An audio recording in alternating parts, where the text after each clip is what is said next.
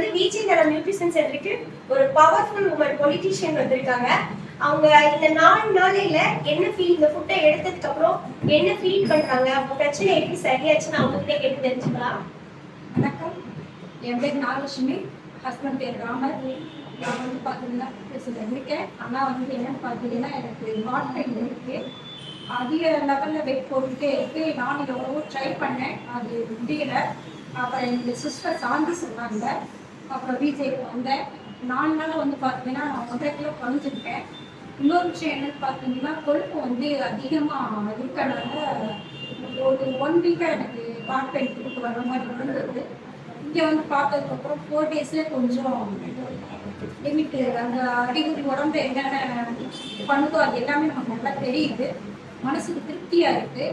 இன்னொரு விஷயம் என்னன்னா, நம்ம வெளியில் போகிறதுனால ஃபுட்டு வந்து டைமுக்கு எடுத்துக்க முடியுமா அப்படின்னா முடியாது.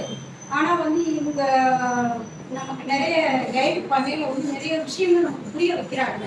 புரிய வைக்கையில அவங்க வந்து நமக்காக தான் சொல்கிறாங்க கிடையாது, அவங்களுக்காக கிடையாது. நம்ம உடம்பு வந்து இயற்கைக்கு மாற்றிக்கிட்டோம்னா நமக்கு எந்த அளவுக்கு வந்து இது எந்த அளவுக்கு ரொம்ப முக்கியமோ அந்த அளவுக்கு நம்ம உடம்பு ஆரோக்கியம் அதிகமாக நல்லபடியாக அந்தந்த உடம்புல இருக்கிற விஷயங்கள் நல்லா அம்சம் ஆகுது. அதனால நான் டைமுக்கு இப்போ ஃபுட்டு எடுத்துக்கிறேன். நீங்கள் சொன்ன விஷயங்கள் ஃபாலோ பண்ணுறதுனால நான் கரெக்டாக ஒரு இடத்துல குறைஞ்சிருக்கேன். அதே மாதிரி கொழுப்பு ஆரோக்கியம் குறைஞ்சிருக்கு. எனக்கு ரொம்ப திருப்தியாக இருக்குது. என்னைய இன்ட்ரடியூஸ் பண்ண அந்த பொண்ணுக்கு வந்து நான் ரொம்ப தேங்க் பண்ணுறேன். இவங்களுக்கு அதை விட ரொம்ப தேங்க் பண்ணுறேன். எனக்கு நல்லா இருக்குது.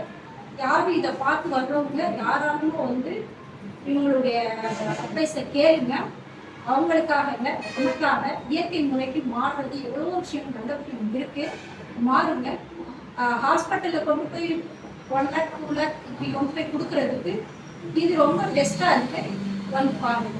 ரொம்ப ஆக்சுவலி வந்து ஏஜ் கொஞ்சம் அதிகமாகிறப்ப என்ன நடக்கும்னா, நமக்கு என்ன சாப்பிடணும் சாப்பிடக்கூடாதுன்னு தெரியும், பட் இருந்தாலும் நம்ம ஃபாலோ பண்ண மாட்டோம். ஃபேட்டை எப்படி லாஸ் பண்ணுறதுன்றது ரொம்ப ஈஸி.